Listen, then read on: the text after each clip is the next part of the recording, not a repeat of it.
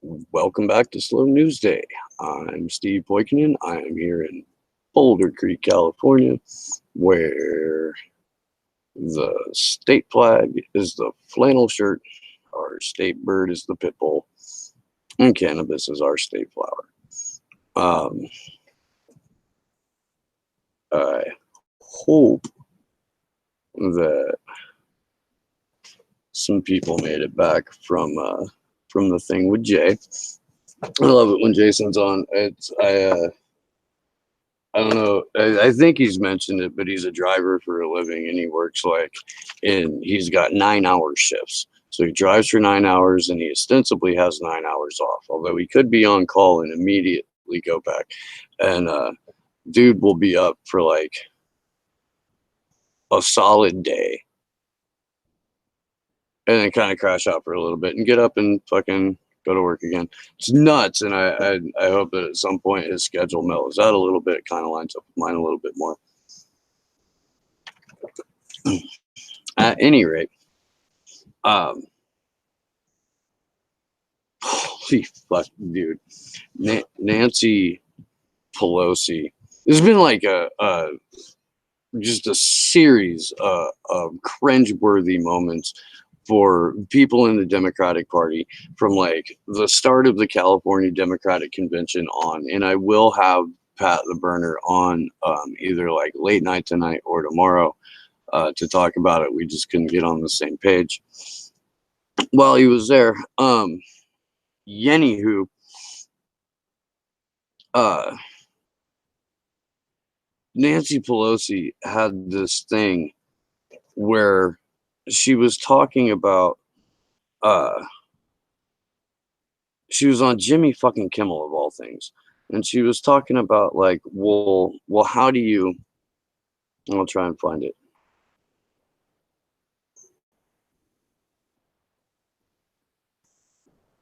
Um, First of all, if you're Nancy Pelosi and you're going on Jimmy Kimmel, it's like that's like the safest room in the world, right? Jimmy Kimmel has done fucking uh nothing if not bend over backwards for the establishment. That's what that late night spot's for. That's why you get that spot. You don't you don't wind up on NBC at 11 o'clock because you're a cutting edge comedian. You don't wind up in Stephen Colbert's spot because you're gonna shake things up. You're there to fucking preserve and promote the status quo. That's it. And if you step out of line fucking once, they'll have you.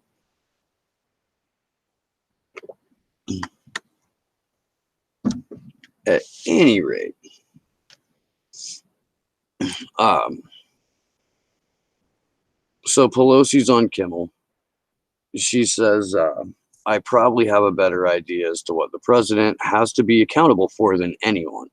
The only person who knows better than I why this president is not above the law, why this president must be held accountable, the only person who knows better than that than I do is the president of the United States. He knows what his violations have been. Um, and Kimmel says, yeah, I don't even think he knows.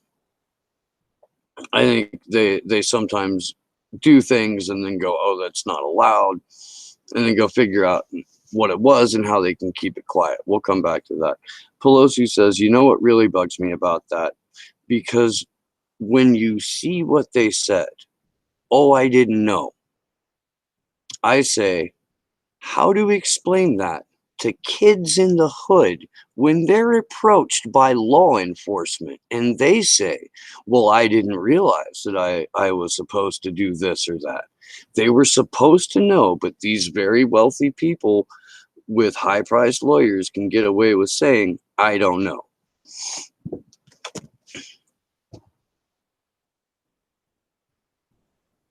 Wow. Um,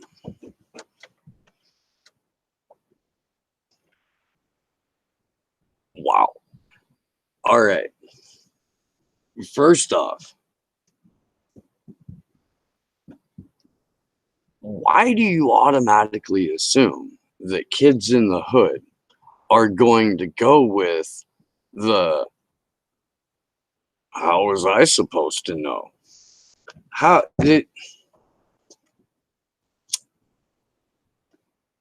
I realize that Nancy Pelosi lives in the open air toilet that is San Francisco right now, but she doesn't spend a lot of time there, and her Tony ass neighborhood doesn't fucking see any of the human sewer that is San Francisco. Are you? I don't. Here you've got Nancy Pelosi, who's a horrible fucking human being. Just, no matter how you shake it, she's a scumbag. Um, Champion to no one but her own personal wealth and power, and holding the strings that are Alexandria Ocasio-Cortez.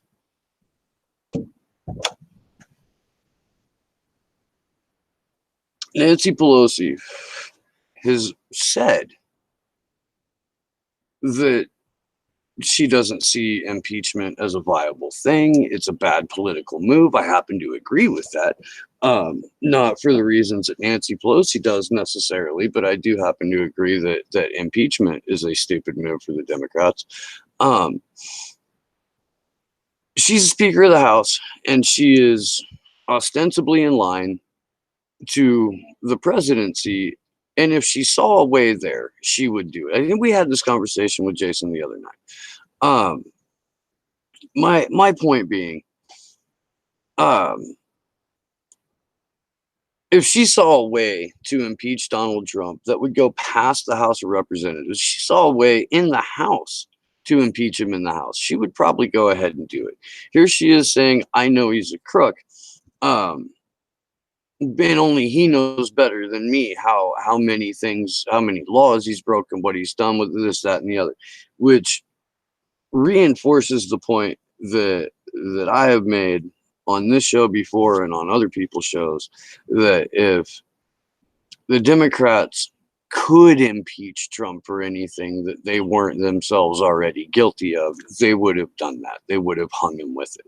And instead, they have to fabricate things like Russiagate, have to be made up out of whole cloth. And when it does that, it fucking collapses because there's no goddamn substance to it.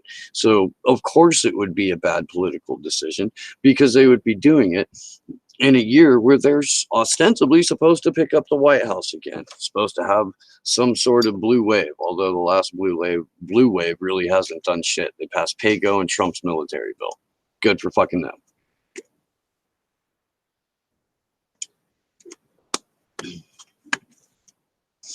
I do want to go back to Jimmy Kimmel's thing about I don't even think he knows what laws he's broke. I think sometimes they just go and do things and be like, I didn't know you could do that. First of all, that's the Bill Belichick defense. Bill Belichick does that as an NFL coach better than fucking 95% of all criminals, and certainly better than most politicians. I don't like the New England Patriots by any stretch of the imagination as a football team, and I think that like 95% of their fans are fucking dicks. But Bill Belichick is the king of it's not illegal until you make a rule afterwards saying it's illegal. That's so ingrained into the American consciousness. It's part of our national mythology. People who go out and test the limits of things, the myth of the fucking like noble pioneer or explorer that fucking wouldn't have found his ass from a fucking hole in the ground and in fact would have wound up in one if not for native guides. But it's an entirely different fucking entirely different topic. Oh hey, what's up chat crew? What's up Pat, Chris, and Farkas? That's who we got in here right now. What up, y'all? I will agree that Maxine Waters is a joke. You know what, man? It sucks, dude. This is I was watching Jamarl Thomas earlier, and he was like, "Oh, I met Worf, and he was kind of an asshole. The guy who played Worf on Star Trek." And I was like, "Hey man, you should, just don't meet your heroes, especially later in their life. Really, the only person that you could have met that was a hero that wouldn't have been a complete dick to you, or at least in my experience, was George Carlin and Bill Hicks. I never got to see Bill Hicks perform live, but I did get to give him a joint once outside of Flatliners Comedy Club in Indianapolis, Indiana. And that was pretty fucking cool. I did get to meet Carlin, and that was fucking rad too. Anywho, Maxine Waters, John Lewis,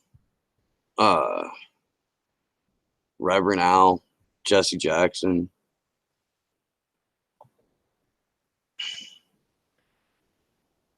The longer you're in the halls of power, the more corrupted you become. I don't want to take away from anything that they went through during the civil rights movement. Maxine Waters was on point during the fucking early part of George Bush's fucking crack war and Bill Clinton's fucking extending that crack war.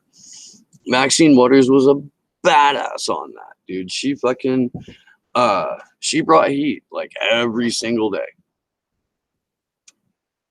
And to watch that turn into this sort of milquetoast neoliberalism,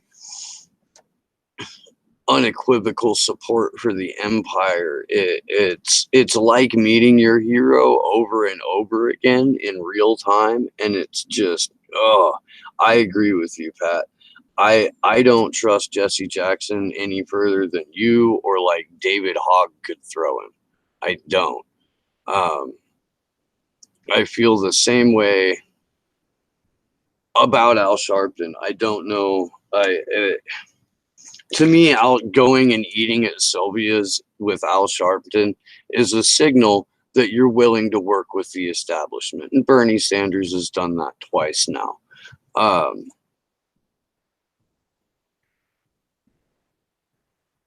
Again, fucking sucks. Like, Jesse Jackson and Al Sharpton are a little bit different because there's a lot of evidence that they were more than tangentially involved in assisting in the assassination of Martin Luther King Jr.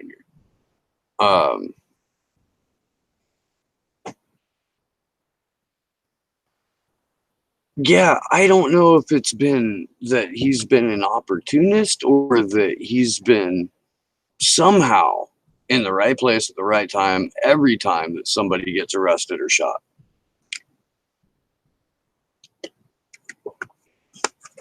And if that doesn't have to do more with information that he's sharing and participation on his level. The day after he went to the Venezuelan embassy to deliver food, yeah, he delivered 4 days of food, but they were hauled out of there the next day. I don't know if the national media would have been there as much had it only been a Jamu Baraka, but they probably still would have got him the food. It might not have been dragged out of there. I wanna get to the CIA Pete story because I think it's fucking hilarious, man. Let me find my whatnots. Ah, shit, biscuit. While I'm looking for this thing, because I'm pretty sure that it's on here. There we go.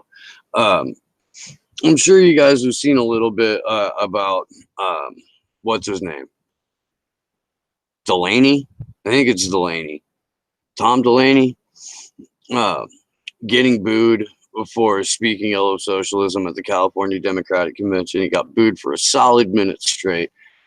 Pretty fucking funny.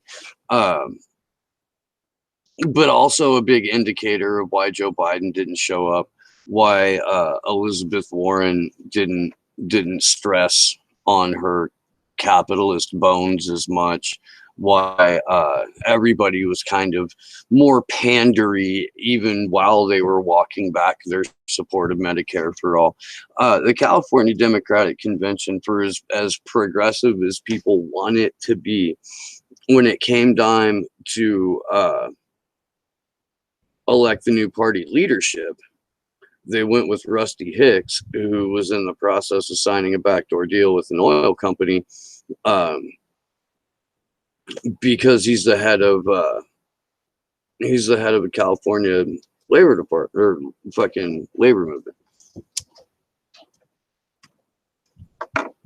They went with him and over Kimberly Ellis, who had pissed off a lot of people back in 2016 in the Bernie crowd, but she managed to get together a coalition. There were people that were rallying behind her. They were putting a lot of pressure on the people out of the California convention to have her as their next party chair.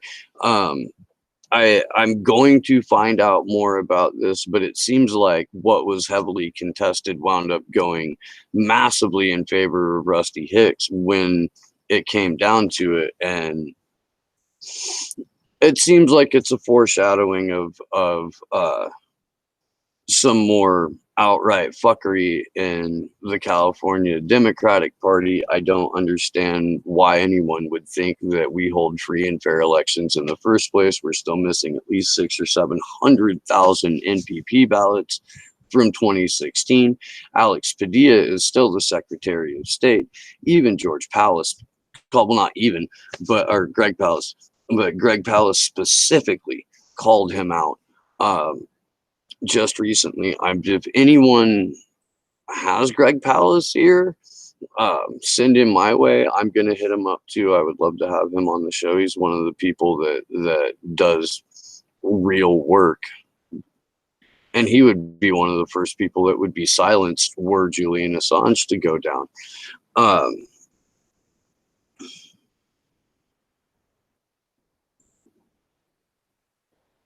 Yeah, that's the thing, Pat. I really think that he's a willing participant in that. I really do. But let me get to the fucking let's get to Mayo, Pete. So the headline on NBC is Inside Pete Buttigieg's plan to overhaul the Supreme Court, with the subheadline, no other candidate has made it central to his or her rationale for running and proposed presidential agenda. So he was at Mayor's Night Out in South Bend.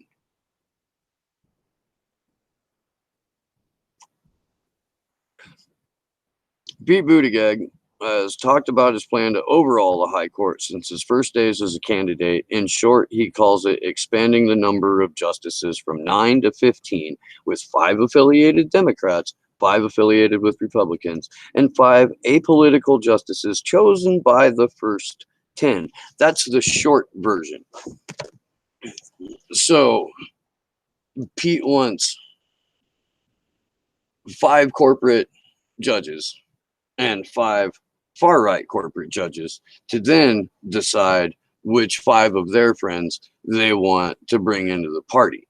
That sounds like a decent way to plan an orgy, but it does not sound like a great way to fucking stack a Supreme Court.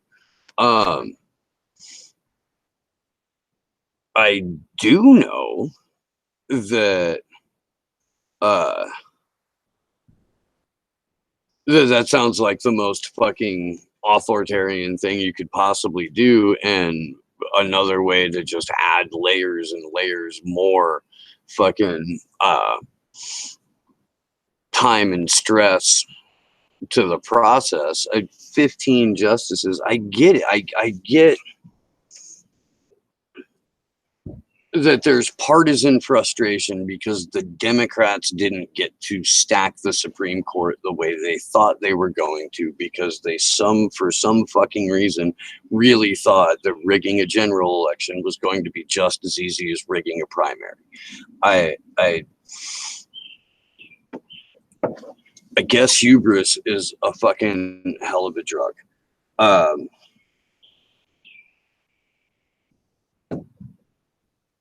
I got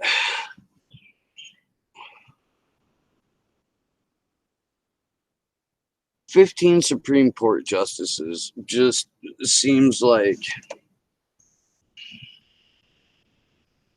it seems like saying, okay, well, obviously lipstick on this pig isn't working out. What this pig needs is a wig and a fucking cape and a bunch of, like, I don't know, other pigs around it. So if we surround the pig with the lipstick and the wig on it, the cape, and we put it around more pigs with lipstick and capes, then people will just get used to seeing a lot of pigs this way, and it won't be, you know, people will just get used to it.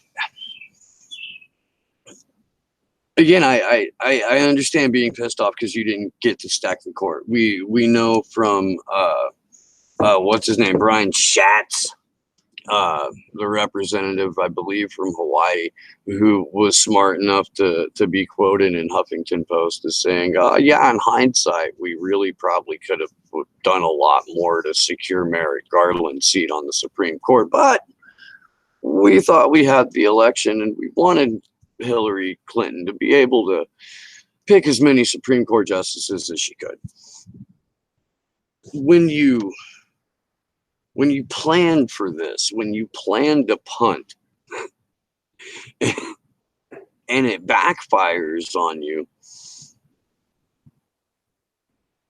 and your approach is not, we need a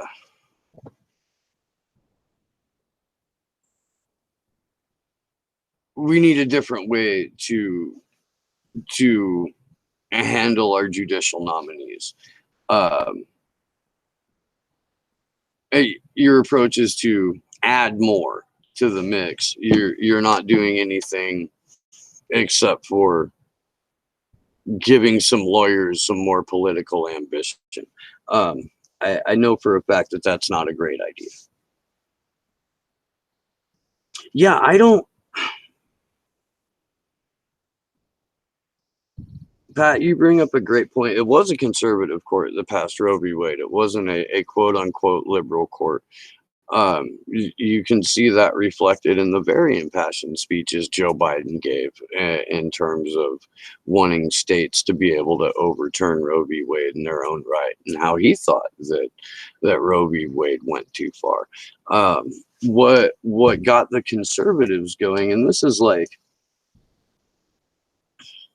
is just before the complete takeover of the Republican Party by Ralph Reed evangelicals and the was it the Christian Coalition? That's what it is. I always forget the fucking name of it, and I was indoctrinated into, or I was indoctrinated. I was fucking on a fucking campaign at 16 years old, passing out Christian Coalition pamphlets, voter guides for David McIntosh, which is a great fucking story that I may or may not get to in this one. Yeah, it wasn't a liberal court that passed Roe v. Wade. They've taken it up as their ball, mostly because of the way that the Republican Party has positioned themselves with the evangelical fundamentalist fucking dominionist rapture ready fucking wingnuts.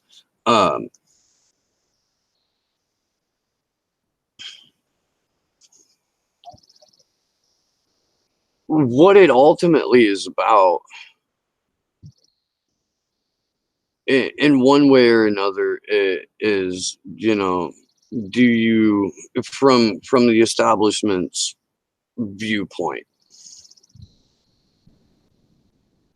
do you generate more for yourself as the establishment by regulating and controlling a woman's body while she's pregnant, before she gets pregnant and during she's pregnant, or afterwards? And is there what kind of gain is the state going to get from it?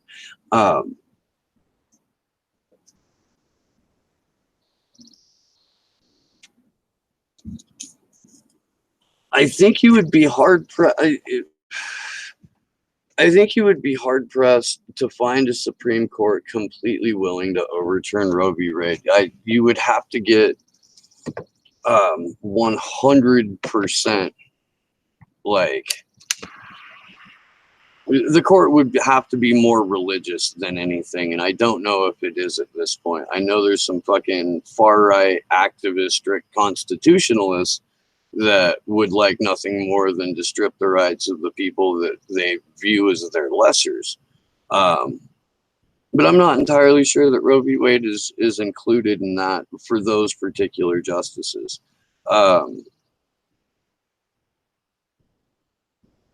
Again, if taking away the rights that are protected in Roe v. Wade does more to benefit management in the scope of the court, then they'll do that. If it does more to benefit management, if it does more to benefit their sphere of influence to uphold those laws, they're going to do that. I don't know how much. I really don't know how much they're driven by ideology and how much they're driven by maintaining the mechanisms that allowed them to rise to power.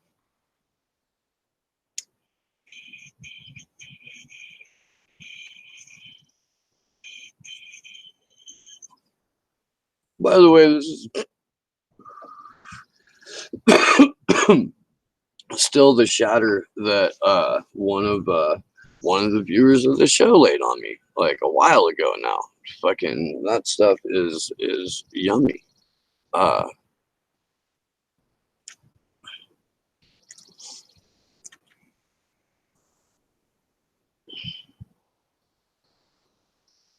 What function would 15 Supreme Court justices do other than to further gum up the works? Like, I don't understand what that is.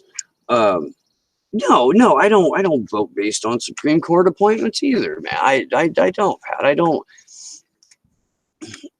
They're both there as both sides are there as representatives of management. It's just to what extreme of either right-wing authoritarianism or right-wing libertarianism are they going to vote? To what degree of that? And if they're starting at relatively right of the political center, that's the kind of decisions you're going to get. To vote based solely on the Supreme Court is fucking foolish. And as it turns out, it doesn't matter if you vote in a Republican or a Democrat, because Republicans and Democrats are going to vote to fast track those judges so they can go home and tell you that they're the fucking resistance, or they're out there to fucking stop activist judges. It's fucking theater, pure theater. Just like impeachment is pure theater. The only thing that successfully impeaching Donald Trump in the House would do would be to apply a fucking thin layer of credibility on the political process for the people that wanted him impeached. That's fucking it. It would push people further into their red corner and their blue corner. It would sow more manufactured division. It would sow more manufactured confusion. What it wouldn't do is punish Donald Trump.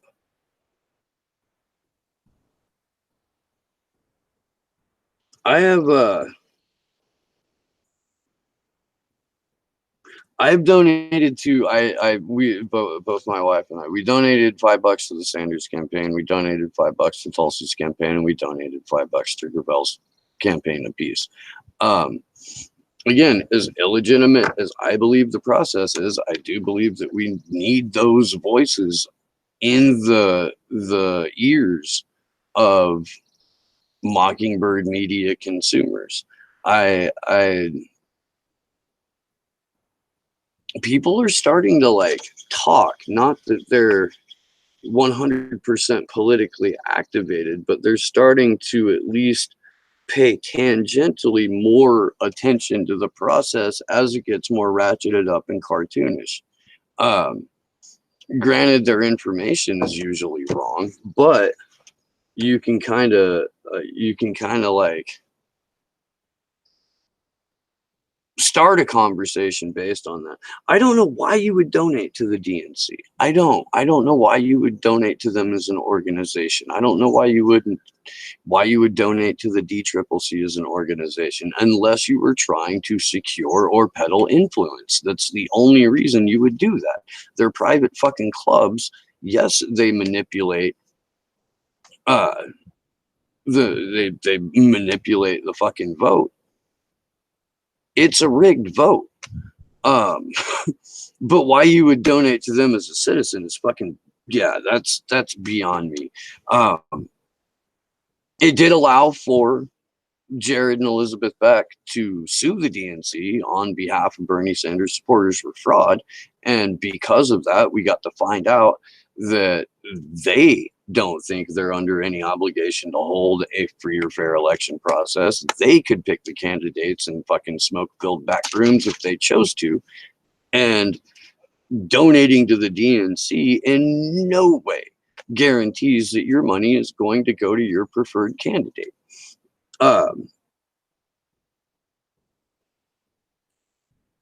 You know what, Pat? I do. I want to have this.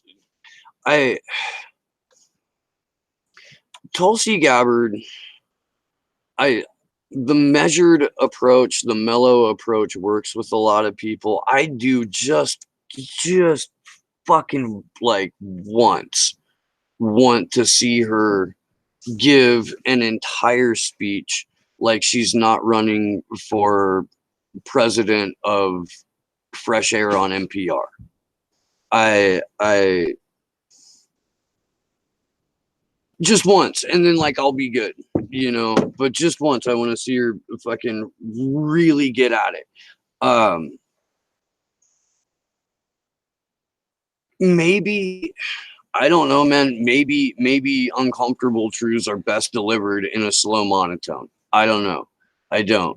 If she's going to do that for the rest of the campaign, though, she should have fucking at least like Danny Elfman behind her to create some fucking I'm doing a movie with Tim Burton music, like while she's laying that shit out.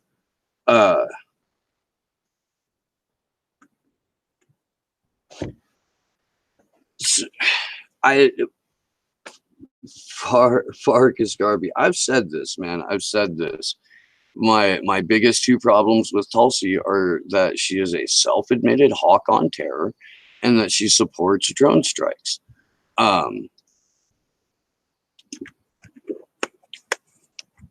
What that means is that, and she has fucking, I've never heard her openly question 9/11. I've heard her admit that the intelligence that got us into Iraq was faulty, but I haven't heard her disregard the intelligence that leads to drone strikes in general as maybe that's faulty too. We know that the US drone program is the number one creator of terrorists. We know that it's 9 times out of 10 the CIA who is organizing and funding and training and arming these terrorists. But the homegrown terrorists who see their neighbor die in a fucking drone strike are rightfully going to want to take up arms against the people who did that. I can't fault somebody for having that position. I can't. I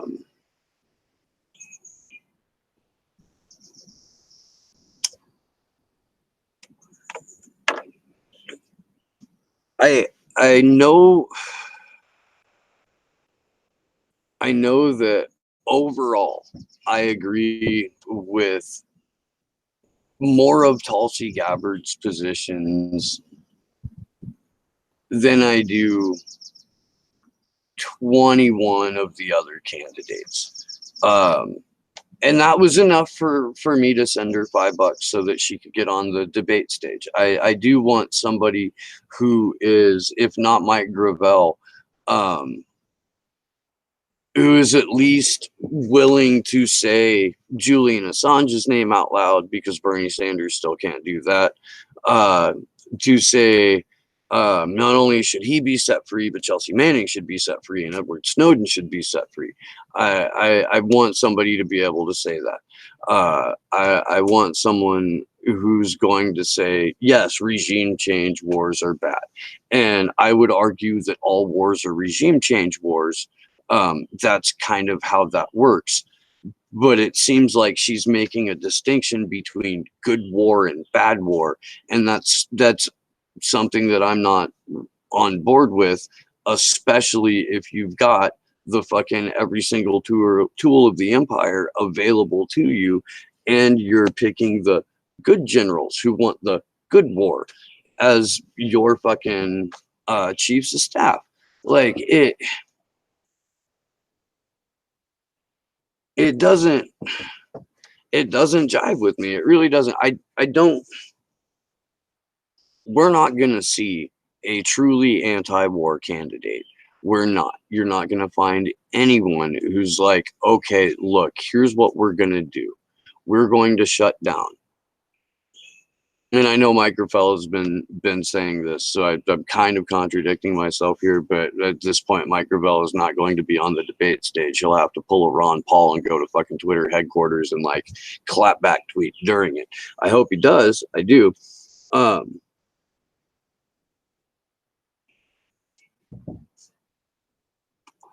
But we need somebody who is going to be able to, when she's attacked for supporting Assad or being Vladimir Putin's first fucking choice for president next to Bernie Sanders, we need somebody who's going to be able to push back against that. And I do agree with you, Pat, that that's going to be the time for the reasoned and measured fucking super mahalo approach. I do. That will come in very handy. But a couple of moments of fire aren't going to fucking hurt her, man. I'm not going to. I'm not gonna die on that hill, but I'm not going to change that particular viewpoint anytime soon. I think she needs to fucking get fired up at least once, just to let us know. Just to let us know.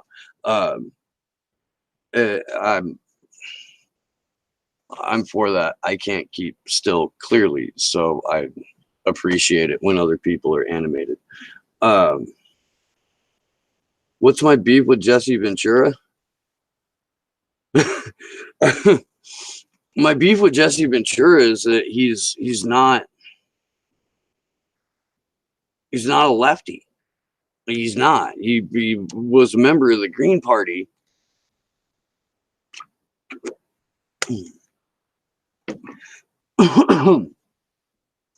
He's got anti-regime change views about war.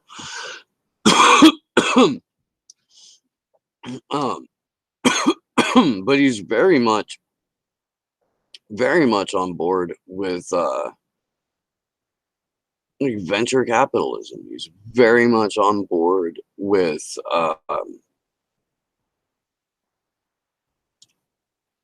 an attitude of imperialism that presents as anti-regime change, but in practice and in statement does nothing to reduce the footprint of empire.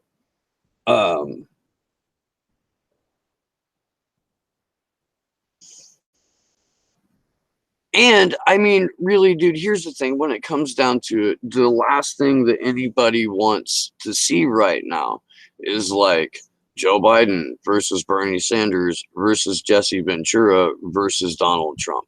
Like, the best fucking every party can do is, and I know that Bernie's different, but he's really not that different. But if the best that every single party can do in 2019 is throw up a fucking old white dude, which the Green Party looks like they're going to, and Howie Hawkins, like, what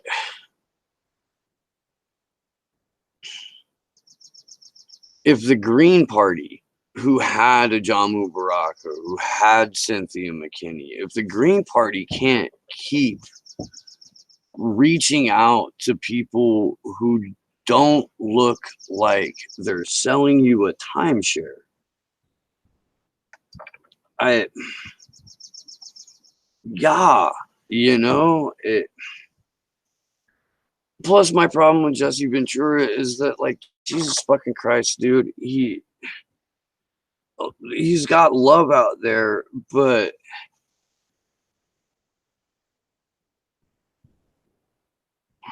I I don't know, dude. I don't think that it's I don't. Other than that, I don't have like any personal pride. I don't have a personal problem with Jesse Ventura or anything like that. I don't. Um,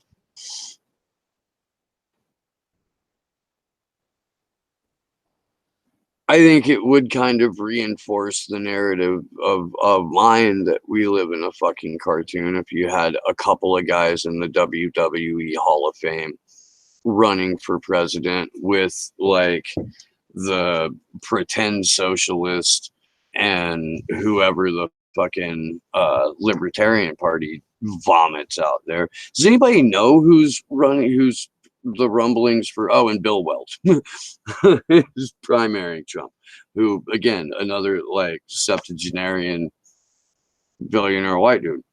Like, I'm not for diversity for optics sake. I'm for diversity of thought. I am. Um, I really don't like diversity for optics sake. I think that there's guys, especially if you're the fucking Green Party, there's gotta be somebody like more relatable than Howie Hawkins. And if I can ever get him on the show, I'm gonna ask him why there's nobody else in the Green Party that's more relatable than Howie Hawkins. Um,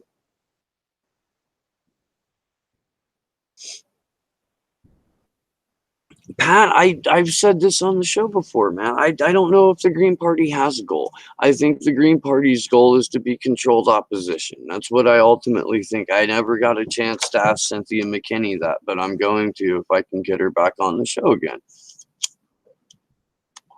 Um, there's a God, I'm gonna fuck it up and I'm gonna feel bad, but I want to say like Eric is his name. He's uh Twitter follower, watches the show, and he's part of the Ohio State Green Party. And I'm gonna have him on to talk about this at some point. I gotta schedule that. But I don't. You run a presidential candidate every 4 years in the hopes that you get matching federal funds, and that's the end all and be all of why your political party exists. Like, fuck that, dude. There's vibrant green parties in Europe that just had as many or close to as many gains throughout Europe as their far right authoritarian counterparts. Like, it's a legitimate functioning party in places that haven't been under direct control of the CIA for fucking 50 years. So I don't know why we would look at them as anything other than manufactured confusion as well at this point. And I tried to get a third party off the ground in 2015. I tried to organize for that and fucking all, and I know that there were a lot of other third party organizations that we reached out to and we were trying to form coalitions. I know how fucking like inside I know what the inside of the sausage looks like, man. I do. And the amount of people that presented as infiltrators or people wanting to co-opt that movement or people immediately wanting to yank 100% of the credit for themselves, who then turned out to be in league with the Democratic Party, was just through the fucking roof. And I don't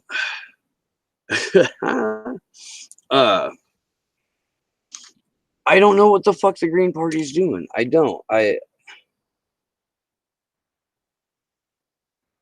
Gabbard Fetterman? Maybe. Immortal Technique for president. That's like, they're never gonna let Immortal Technique run for president. No, I think he's got too many problems with like Jews in general and not just Zionists to run for president. Um, I don't know if he's walked any of that shit back. I would love to have that guy on the show. I gotta see if he's gonna play Santa Cruz. I'll fucking turn up for that. Um, yeah, I don't know what the. It's not. Yeah, so okay, Pat, I agree that there's a reason uh that Ralph Nader left the Green Party and that Cynthia McKinney left the Green Party. And I don't even think Bob Barr's or no, he was a Republican and then he fucking went and did some shit with the Green. But yeah, you've got Jill Stein. I don't know how much of a representative of the Green Party Ajamu Baraka is at this point. When I run across his post, it's on his personal account or it's from Black Alliance for Peace. If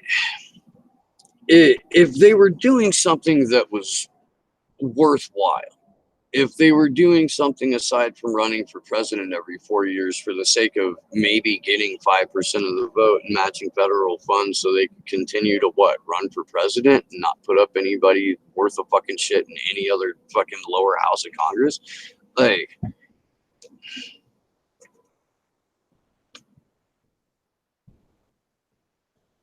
Kenneth Mejia should be out there with a fucking bandana and a fucking Molotov, like not a green bow tie trying to fucking talk about, yeah, I'm gonna get this congressional seat. uh,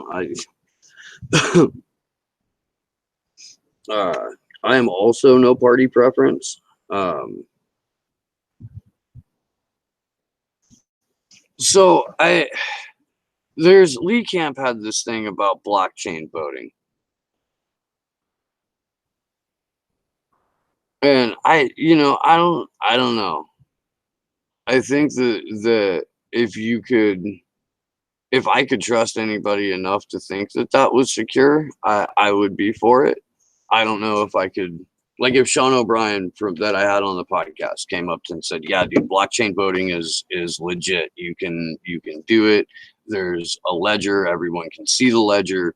Um, you can't rig this." I would vote without laughing as much as I normally do, you know? Uh, I do. I like the legislation about paper ballot initiatives and getting rid of electronic voting machines, but I also know that you can rig elections with paper ballots, and I don't think that um, there's any reason going forward for me to have the opinion that we're going to have a free and fair election process. We would have to drastically change so many things about our system in general in order for that to happen. So what are the Greens doing then, man? I mean, because you would think that in addition to being a political party, as if they come from environmentalist activist roots, they would hold more public and prolific actions, and that would have ratcheted up throughout the 45 years that they've been an active political party. um I don't see that. Yeah, I agree. I know paper ballots can be manipulated. I know that it would be a little bit harder to do that with teams of independent election observers. Um, but again, like somebody that somebody that I already trust would have to come to me and convince me that I had, a reason to like stifle the chuckle whenever I cast a vote.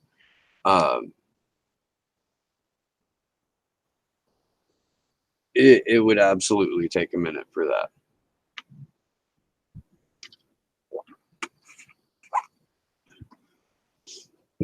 Briefly, I want to talk about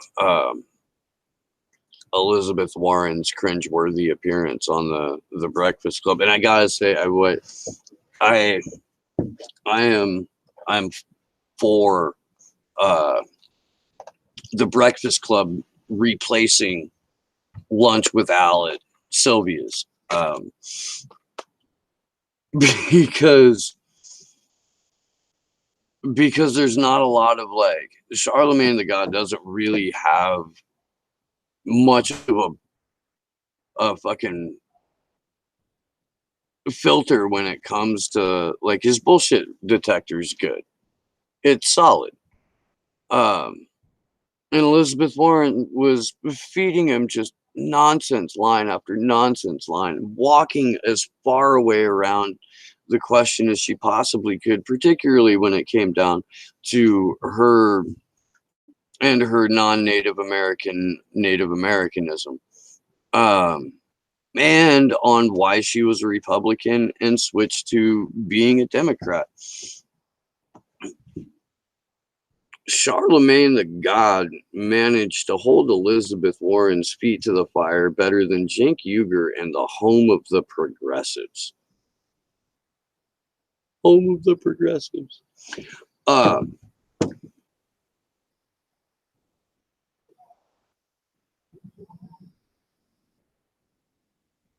Yeah, okay, so I agree with that. I do. So I want to bring that up too. Thanks, Chris. I was gonna do that because while Elizabeth Warren is fucking giving this fucking cringe-worthy performance on the Breakfast Club, where she was fucking just tap dancing like crazy around. Yeah, it was dumb as fuck for me to listen to Hillary Clinton's goddamn consultants that I hired who fucking talked me into taking this stupid fucking DNA test in the first place. The only thing her DNA confirmed is that it was consistent with her opinion on Standing Rock and that she gave like barely a 64th of a fuck until it was politically expedient. That's the only thing that her fucking DNA tested. And it gave Donald Trump endless fodder in case he ever winds up in a debate with her. When it came down to why were you a Republican until 1996? She had this, well, my family wasn't really politically active and I wasn't really politically active. And, it's just one of those things. Like, you're just this political party. But then I really started paying attention right around 1996. And it turned out that the Republicans weren't the great people that they marketed themselves to be. And like this whole time, Charlemagne is sitting there going,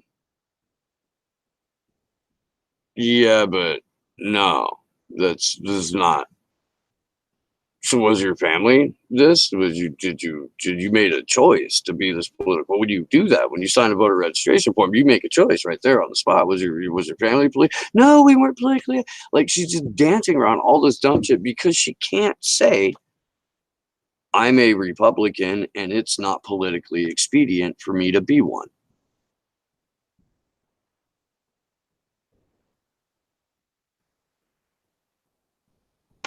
I do want to get back to the have a drink with Elizabeth Warren thing though, because that's fucking hilarious.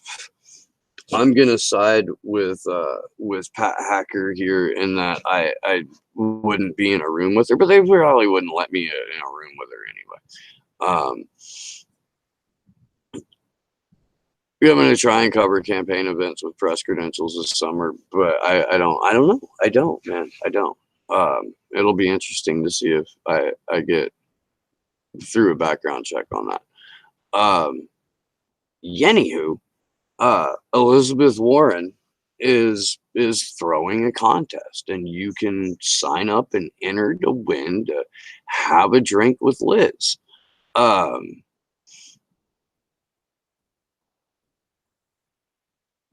because that's the kind of thing you do when you're running for president. You have a sweepstakes to meet a fan. I would understand it if, like, she was somehow part of Ozfest, or, she was, like, getting ready to open a car dealership after retiring from her career in the NFL. I would get that. I would. But if you're fucking so desperate to present yourself as someone who connects with people, that you've got one of your aides keeping track of how many selfies you take with people, or how many fucking uh, individual, like, personal times you responded to the regular people on Twitter, you're doing human wrong. You're doing I relate to the people poorly at that point. It shows a level of, like, disconnect and desperation that personally makes me happy, because the more people start to realize how just fucking elitist this woman is, the easier the I'm a progressive, I'm Elizabeth Warren myth falls away. Um, I have a feeling that I know it for a fact. People are starting to come around to the fact that, or what I've been saying, um, in that Elizabeth Warren is the Judas goat for the 2020 election. Um, do you need something? Not if you're on camera right now. Mm-hmm. What are you talking about? Because you're out here. The soup and grilled cheese.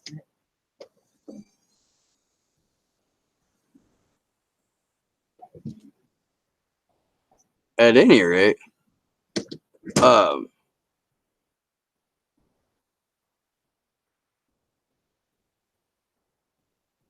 this is Fiorella Isabel, who hosts the Combo Couch with Pasta on Nico House's network. Just a little bit ago, Fiorella posted Elizabeth Warren is a spoiler for Bernie Sanders, and progressives are falling for it. So look, I'm stoked that the Fiorella and hopefully Pasta will pick this up and run with it, because I've been trying to communicate this message for quite a while now, that Elizabeth Warren is there solely to be the spoiler, and that she has created this template for fake progressives to follow and be successful at. And you have a wicked soundbite game. You get to clap back on Twitter. You can have your fucking all of your time at your committee hearings, and you can just take these people out to the fucking woodshed when the cameras are rolling. But the moment they're not, you go and you water down the language in your bill, you fucking sanitize it, you make it corporate friendly, and you approach the table having made concessions before you even started negotiating. Negotiating from a point of weakness isn't a fault of the Democratic Party. It's what they're required to do to continue to be allowed to be in office.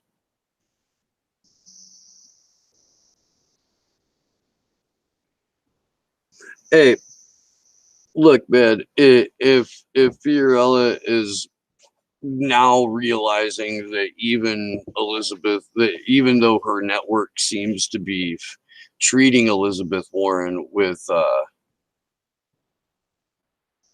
kid gloves, if not reverence, if she's recognizing that Elizabeth Warren's a spoiler, then good, man. I'm for that. Yes, TYT is a fucking horrific name for a news outlet. Uh, and they like wave Anna Kasparian at people like she's Armenian, it's okay.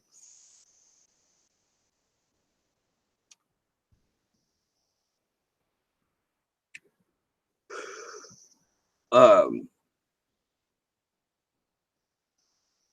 so I don't know. Elizabeth Warren has like this is my problem with her always is that she's got these super pedantic approaches to all of these problems, and while the ideas sound good when she packages them down into a soundbite, historically when they turn into legislation, they're again it goes they right back to negotiating from a point of weakness because that's what you're paid to do. While she was creating the Consumer Financial Protection Bureau, she was taking money from the securities industries. It's a fucking show. Her ideas are there because she has a successful template that she's created on how to be a fake progressive and get away with it. A lot of that is shown with Elizabeth Warren School of Fake Progressive graduates, Ro Khanna and Alexandria Ocasio Cortez. Um, or you can even introduce legislation that you know will never see the light of day, but it can have these bold progressive ideas in the language that makes you look like a genuine badass or champion for the people, and you can capitalize on that. But when you're in power, when your party has power, none of that legislation looks even remotely anything like it from the gate. Do you see what I'm saying? Like, it's a fucking show. Yeah, she does. So she doesn't shy away from the fact that she grew up in Oklahoma. It was part of her defense for why she was a Republican and why she fucking thought she was a Native American. But what she's done is she's fully become a product of academia and well-heeled academia at that. She's uh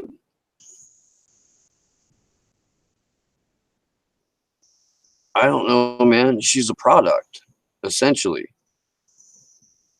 And one that is marketed as this safe alternative to crazy Bernie Sanders. Um,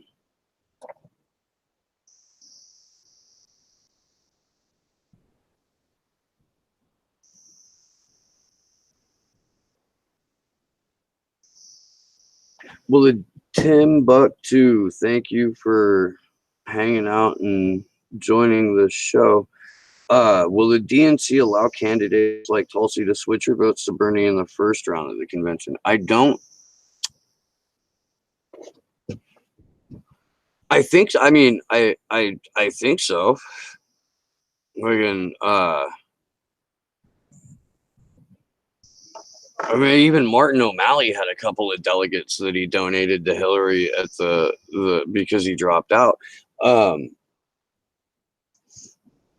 I think Tulsi would have to drop out ahead of the convention in order for her to award Bernie her delegates on the first round. I may be wrong about that.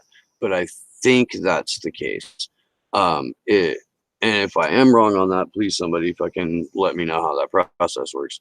Um, but I don't. That's a good question, man. According to Graham Elwood and a handful of other people, Tulsi and Bernie met ahead of announcing that they were going to run, and form some kind of deal. Now, the validity of that or what that deal looks like is 100% speculation. Um, I would like to get Graham on to ask him about it, like more in detail. I'm gonna do that. I talked to him briefly Sunday. I have to email him. Um, but I don't know how that process plays out at the convention off the top of my head now. Um, what I do know is that the convention is where they do the delicate horse trading. So it may be that she can, and that's how they jockey for positions of power. That's probably the right answer now that I think about it. So she probably could, and if that was a deal that they made, if the deal was conditional on like Tulsi's reception because she announced first, like if people were really flocking to her like they did in with Bernie in 2016, he probably would have held back. Um, but the blackout was on immediately.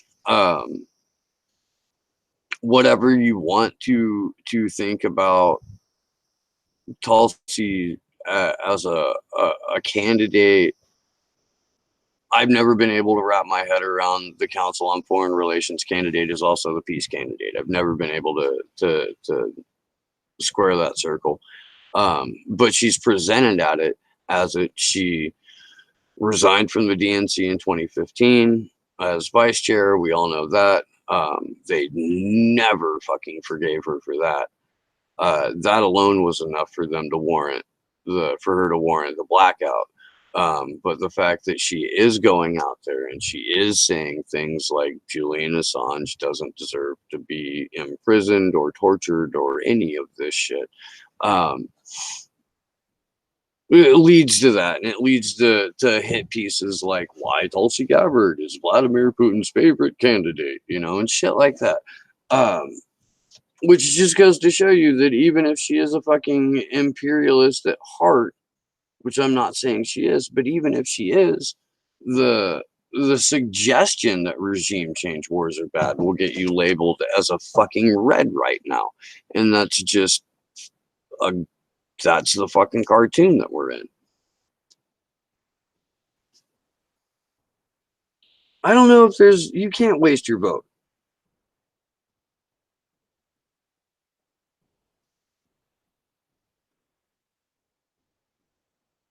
Has Graham been smearing Tulsi? I haven't seen Graham smear Tulsi that what I would consider a smear. I don't know. What do you mean by that, Pat?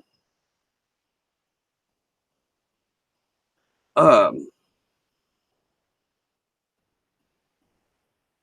yeah, I know they met. I know that she's a fellow at the Sanders Institute. I mean, she dropped out of the DNC specifically because she didn't like the way they were handling the debate schedule.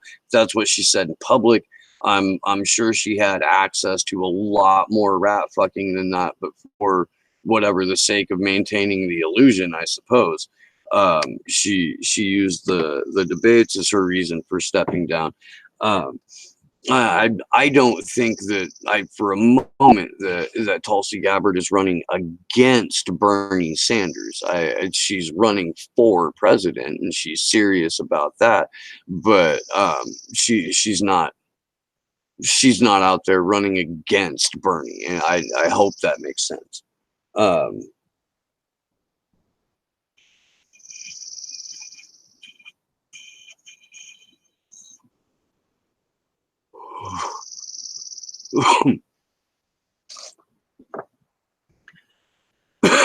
I really need to get a nectar collector or a fucking dappable device that holds water again. I miss that.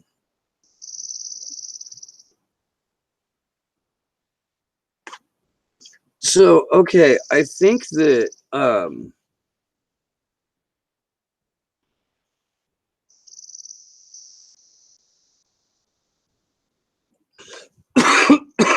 I think I've because I watched a little bit of Graham's show yesterday.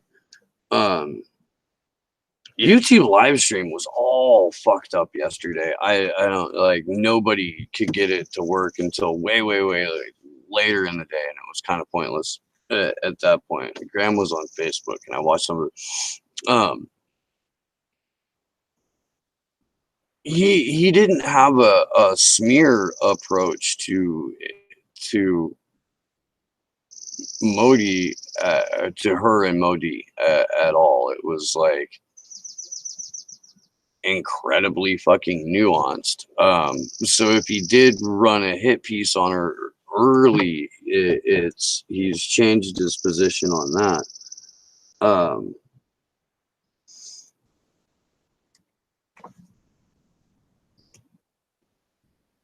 Not only not only does the DNC make up rules on the fly, they don't hold themselves accountable to their own charter. That came out in the DNC fraud lawsuit as well. The rules that they set forth in their own bylaws, they in their defense, they said they had no reason to follow those. So whatever rules they make up on the fly, it, it's arbitrary anyway. Um, they're again. I've said this before. I don't think for a fucking second that they're going to allow Tulsi Gabbard to be on the same debate stage as Bernie Sanders. I think if they do, they will find the one thing that Bernie and Tulsi don't agree on, and make that the subject of the debate, because they have themes. There's even the DNC debates; they're all themed. So there's going to be what, a half a dozen debates this year or something like that. I don't remember the exact schedule.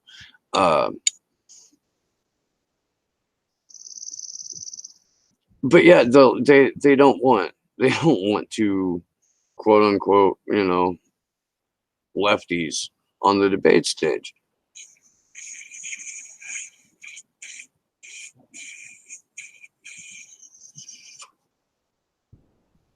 The mosquitoes are out.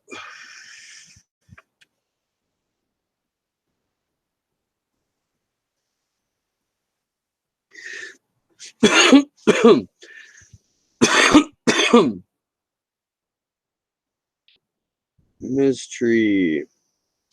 Leaders with a penchant for war should be the only people required to risk their lives in the spirit of U.S. televised and done as cage matches. Yeah. Yeah. Yeah. Um, so okay, I agree that the debates are overrated, but I don't know I don't know a better way currently to introduce people to even like moderate progressive stances other than that format, especially during an election season.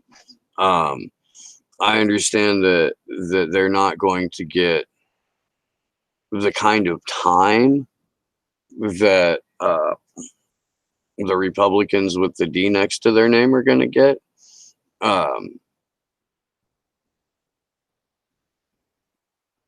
But the audience is just so much bigger. I don't. If I thought there was a better way to communicate that message to people who aren't already predisposed to hearing it. Um, I would be suggesting it. I would. Um, and again, I mean, I don't think the process itself is valid, but I do find that there's worth in espousing those ideas and getting those ideas out to people that wouldn't ordinarily hear them. Um, does that make sense at all? Oh, and I mean, you're right. You're right. The DNC's primary job is to be the graveyard of progressive populist ideas. Winning is secondary to stopping a genuine populist movement or a genuine labor movement from resurging at all in the United States. Um, Without organized labor, we're well fucked and far from home. And currently, like 10.8% of the country is unionized. That's it. Um,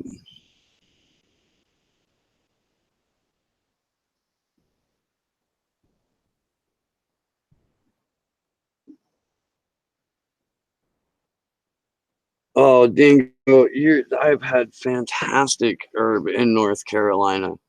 It shouldn't be that. I mean, I know it's still illegal there, but it really shouldn't be that hard for you. Where are you at in North Carolina?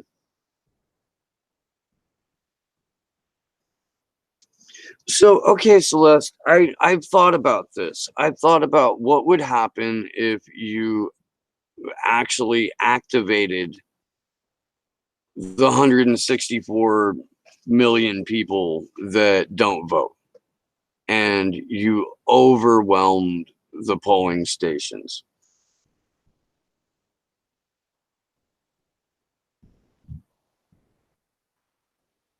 I don't know if they would. I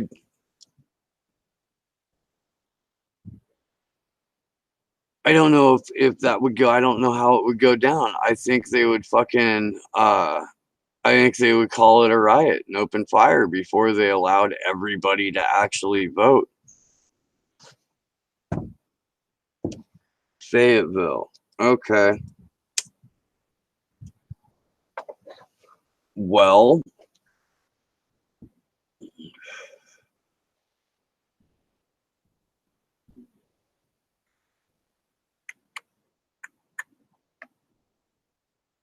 yeah, my North Carolina time was over the years has been split between Charlotte uh and the Renaissance Festival right outside of it.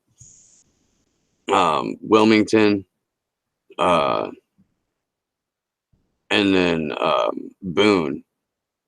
And that's about it. I'm not as familiar with Fayetteville. Um,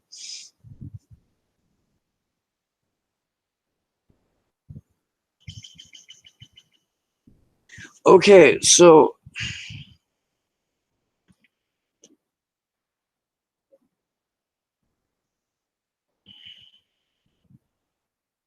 we saw what happened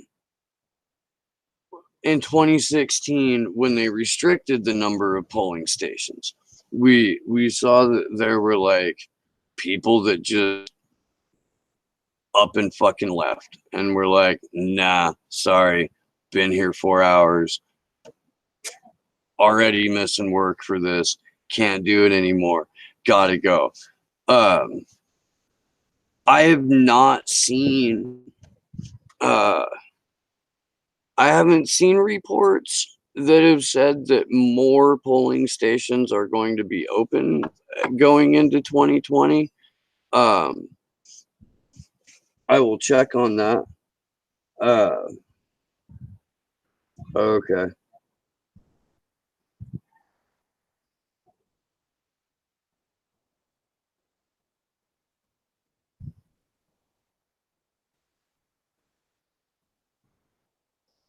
Yeah.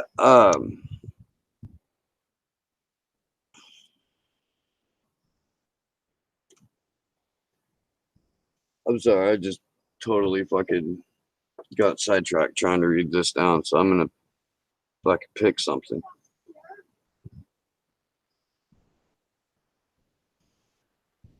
Okay, so here's the thing. How do you best be prepared for election day shenanigans? We should probably like make this kind of a recurring thing, and hopefully throughout from now leading into the election, with your guys's help, not necessarily financially, but by talking to people about the show and sharing it, and bugging other people to have me on their show. As the show grows, we can reach more people with what to do about election day fuckery. Um,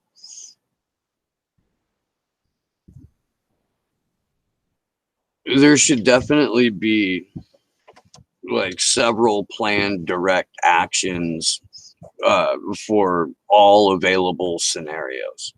Um, I really like, part of me wants to just be like, okay, everybody fucking, grab arms and fucking protect your polling station and make sure that everyone is able to vote. I know that if everyone grabbed arms, that would be a little bit chaotic, but I do think that more votes in Oakland got counted when the Black Panthers were standing outside armed and hanging out in front of the place to make sure nobody got fucked with than when they didn't. um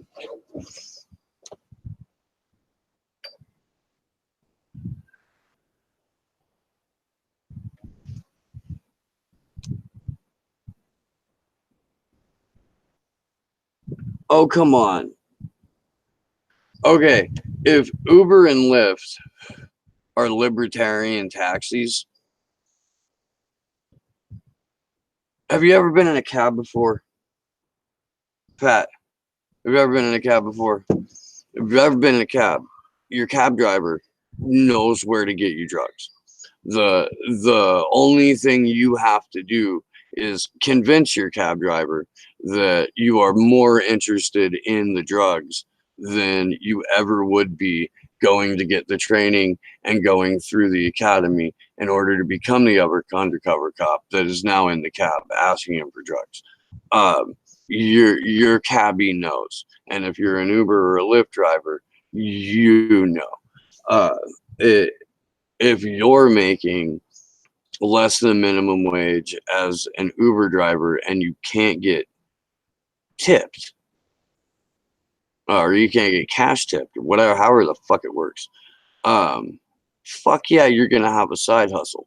Uber's probably your side hustle anyway, but especially if you're here in California, your side hustle needs a side hustle. Like, it's fucking rough out here, dude. Um,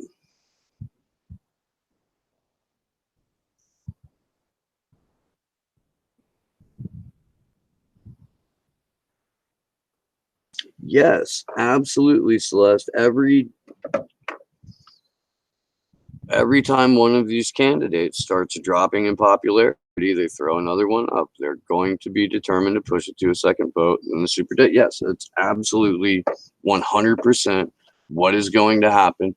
I didn't have the show at the time, but everywhere I could, I fucking raised hell about it when they came out of the Unity conference announcing that not only had they limited the number of super delegates, but that they were only going to get a vote in the second round. And my fucking bullshit detector went off and fucking red flags raised up.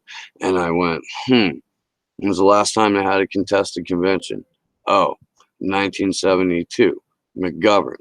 Oh, that's when they decided to have super delegates after that. So fucking populist would never again get anywhere near the nomination for president. Okay, well, it'll be 2020. that's almost fucking 50 years. It could be presented with legitimacy as, oh my God, this is historic. This hasn't happened in almost half a century. You know,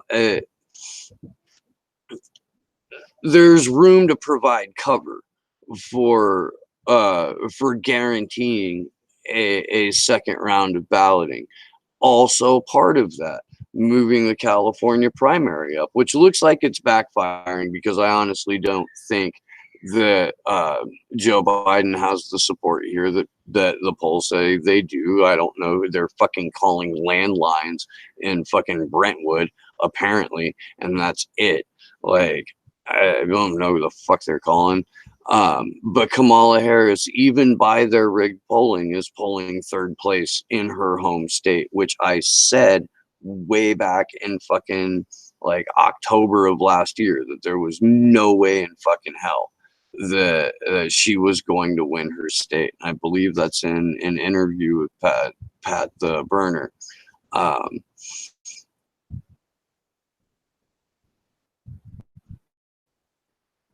Caucuses, the number of caucus states are being limited. How they do caucuses are being changed. These are all like internal fucking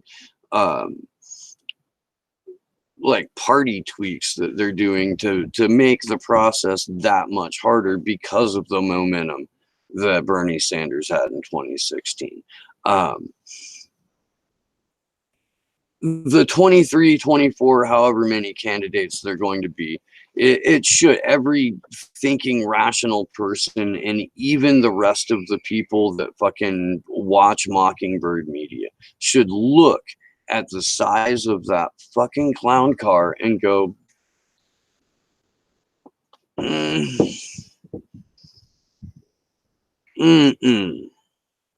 there's something wrong with that. Yes, it's to saturate the field. It's to make the reason that there's fucking 3 people running from New York, and fucking, or 4 now. I don't even remember how many, but and a couple from Massachusetts, and fucking Ohio, and wherever fucking Jay Inslee's from. Maybe he is from Ohio. I don't know. I can't remember. But do a couple in California. It's all to saturate the field and split the vote. They know that unless they help Donald Trump rig the general, Bernie Sanders stomps Donald Trump. So as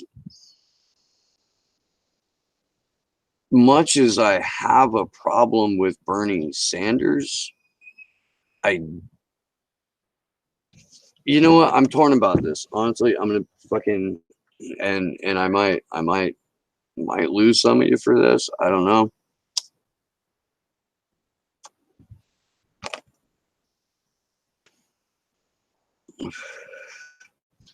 If Bernie Sanders gets elected president, people will be voting in the Democratic Party to extinction. For good or ill. Because according to the reports, we're headed for extinction. And I don't think Bernie Sanders is going to cure climate change. Not if the Green New Deal that they fucking threw against the wall to see if it would stick with anyone is any indicator of how it would look, even with a democratic socialist as president.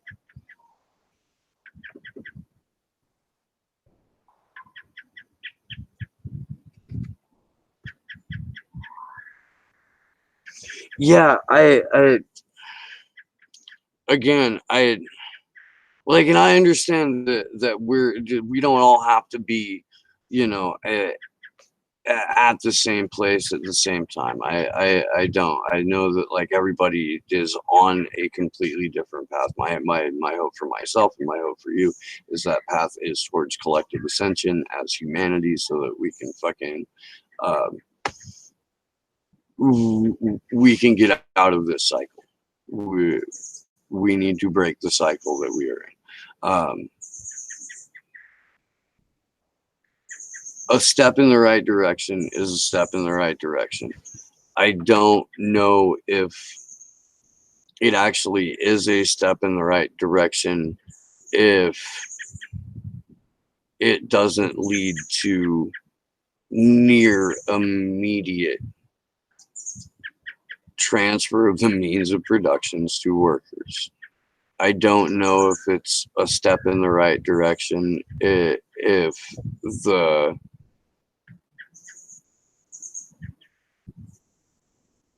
I don't know if it's a step in the right direction if the people who are currently manipulating our financial markets decide to artificially inflate our financial markets that are in the process of fucking slowly tanking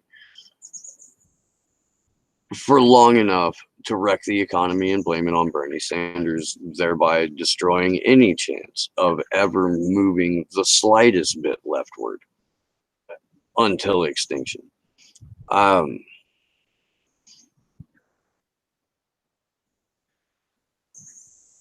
It's weird, man. Like I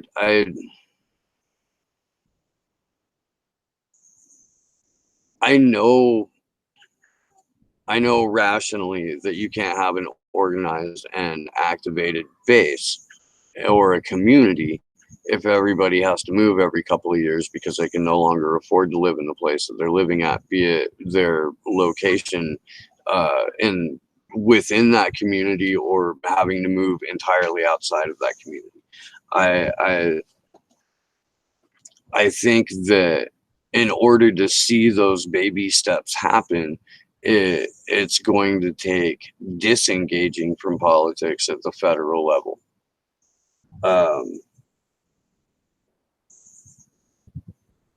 Do you know what I'm saying? Like I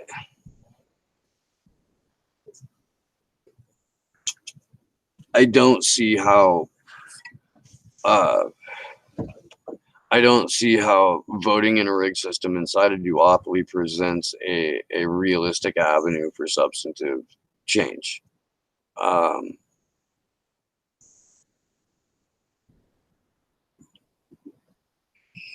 What I can like get on board with are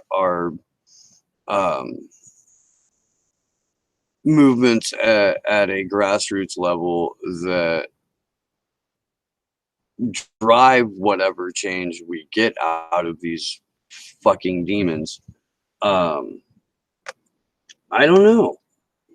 What is it?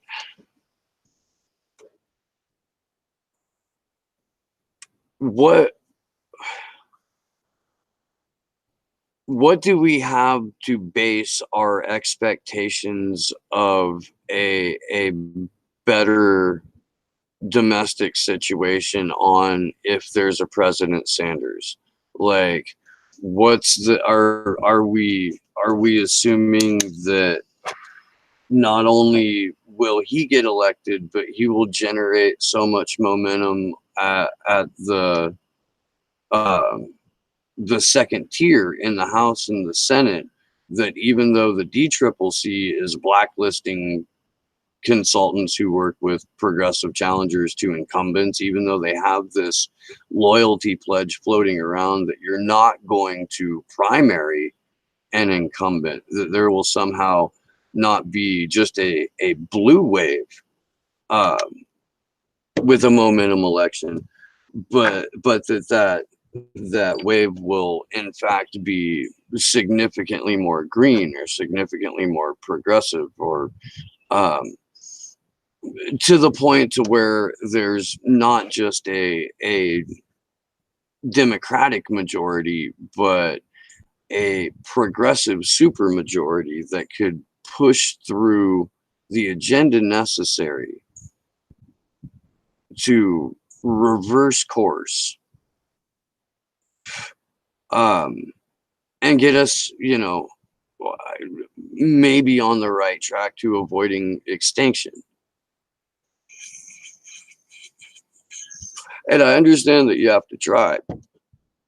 My thought on that is, let's try dismantling the entire system because we've only got a decade.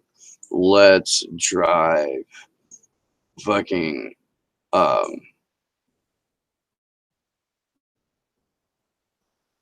if not heads on pikes, at least general strikes.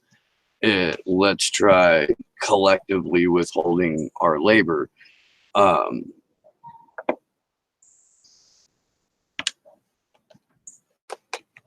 But I know I know that not everybody is even remotely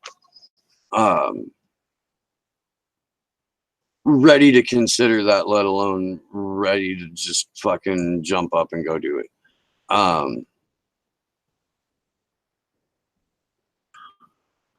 I would like to see. Here what we got.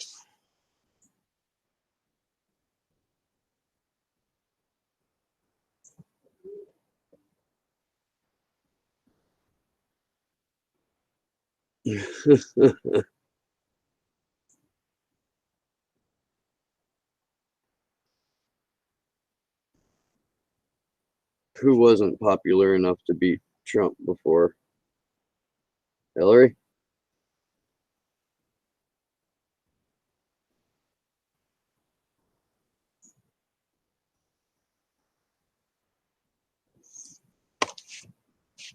Okay, so here's the thing. Probably when the DNC rigs the nomination for a centrist, Hillary Clinton is essentially getting nominated in 2020. They don't actually need her to be nominated. Although, really, wouldn't that just be fucking hilarious?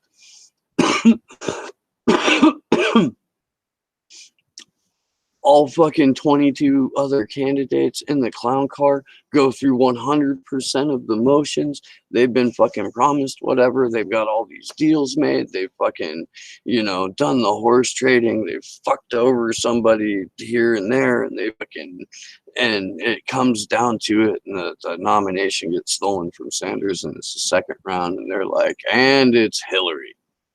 And she walks out in a fucking just fucking screen printed pantsuit that's nothing but dicks.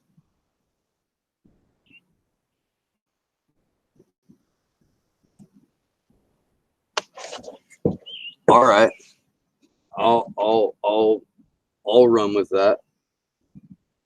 I will. She's making speeches because she's a fucking sociopath who, for whatever reason, thinks that she can still pack a stadium. I don't know, man. I'm sure that she's still got a lot of pull, although I can't understand why. She's a loser over and over again. Look, this is the wing that Cynthia McKinney calls the Ziocons. That's Hillary Clinton and George Bush and fucking most of Donald Trump's cabinet. So yeah, man, she's an influence peddler. I don't know, her global coin can't be worth that much right now, but it's what she does. She's a fucking batshit crazy person who may or may not be a lizard person. I don't fucking know. She's fueled on power. She lives in a bubble where people tell her that she's the shit all the time. Why wouldn't she think she could go out and make speeches?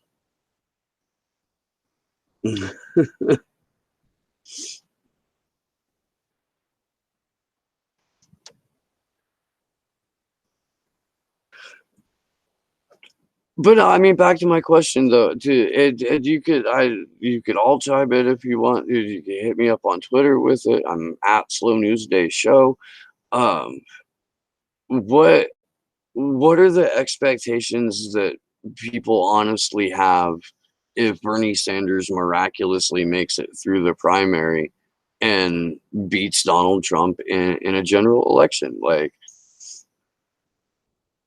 what does that look like? Do the Just Us Democrats get to fucking become the heir apparents of the Democrat Party like they want to do? They don't want to transform it from the inside. They just want to be able to fucking pick the drapes. They all fell right in the fucking line. Like one of them got to abstain to fucking keep up appearances over Pago. They made AOC go out.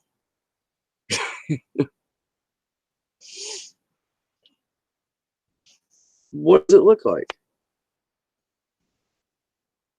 Yeah, I don't.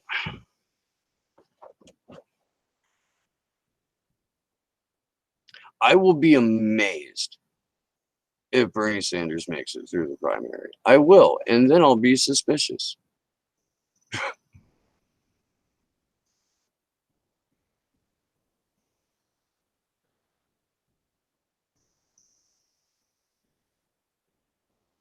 He can't fix everything. It'll be a 4-year fight that we have to win. Yeah, I know. So what does that look like? How does that win happen? Do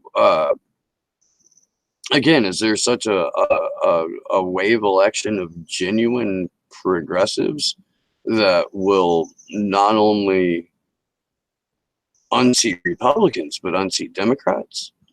I The people that are there right now are not in a position to want to give Bernie Sanders a mandate or give him anything that he wants on a legislative level. Uh, there's like 2 or 3 entire caucuses within the Democratic Party alone that are anti-Medicare for all, and that's within his own party. But the point that I'm trying to get here is that it's going to take a level of direct action that the United States doesn't seem to be capable of in order to even get something like Medicare for all to happen, let alone happen within the first 4 years. Um,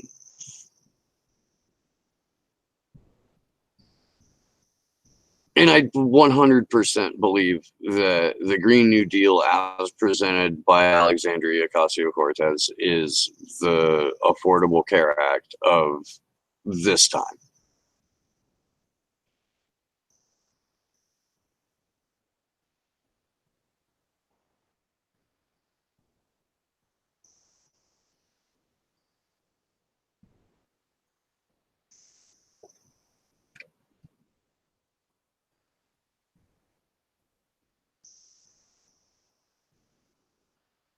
Do you legit? I don't. I don't think that. I think it would be hilarious if they tried to throw Hillary Clinton at us again, but I don't. I don't think that even. Remember last year they teased that a little bit, and fucking like not even people that were predisposed to rooting for her thought it was a good idea. I don't. I don't know. I mean, they've already got 4 different versions of Hillary running right now. They've got brown Hillary, they've got fake Native American Hillary, they've got brunette Hillary, and they've got clone Hillary. Like they're all fucking different versions of fucking sociopath Barbie. And they fucking like ran it through the identity politics matrix generator and fucking they came out with like the most ambitious and least likely to fucking not follow orders versions of that model. There's she doesn't have to run. She's running. Hillary Clinton wins the primary as long as Bernie Sanders doesn't. Her politics, her influence, her fucking spirit cooking is all over the rest of them. She's still there. She hasn't gone anywhere. The only reason she didn't join the fucking clown car is because she doesn't need to.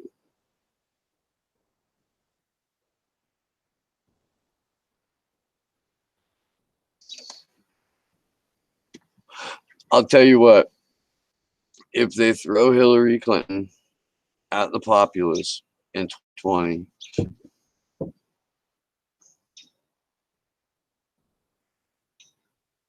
and there isn't a riot at that convention that spreads throughout the country, we totally deserve to have Hillary Clinton as president. We do. We do.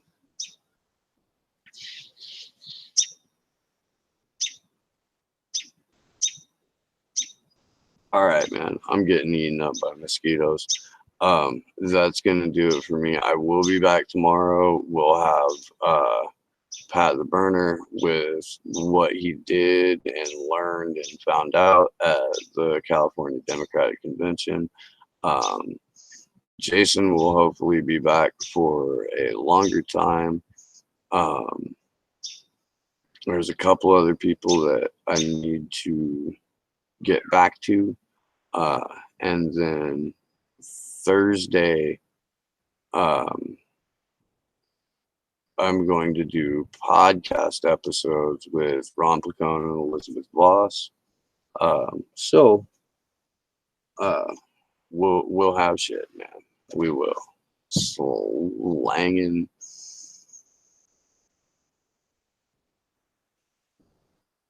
At least